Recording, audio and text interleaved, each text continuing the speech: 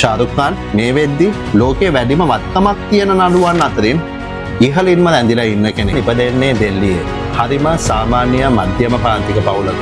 අවුරුදු 14 දී එයාගේ තාත්තා පිළිකාවක් නිසා නැති වෙනවා. සල්ලි නැතුව ගෙදර කුලිය ගෙවා ගන්න බැරුව මහපාරට වැටෙනවා.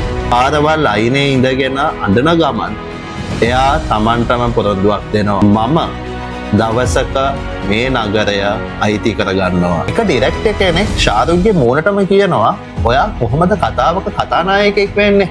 ඔයාගේ කිසිම ලස්සනක් නැහැ. කොහොම යද්දි පොඩි ප්‍රෝග්‍රෑම්ස් වල ඩොකියුමන්ටරිස් වල පොඩි චරිත කරන්න chance එක ශාරුක්ට හම්බ වෙනවා. ෆිල්ම් ෆෙයාර් සම්මාන වලදී හොඳම සහාය නළුවාට හිමි සම්මානය ශාරුක් හිමි කරගන්නවා. දශක 3කට වැඩි කාලයක් තිස්සේ සිනමාවේ පුරාවෘත්තයක් විදියට තාමත් බොලිවුඩය ඔහු රජ කරනවා. සිනමාවෙන් විතරක් නෙමෙයි ව්‍යාපාර අතින් ගත්තත් ශාරුක් මේ වෙද්දී ඉන්නේ ඉතාම ඉහළ මට්ටමක. ඔහු දවසට පැය 15ක් 16ක් වැඩ කරනවා කියලා මම කිව්වොත් ඔයා විශ්වාස කරනවද?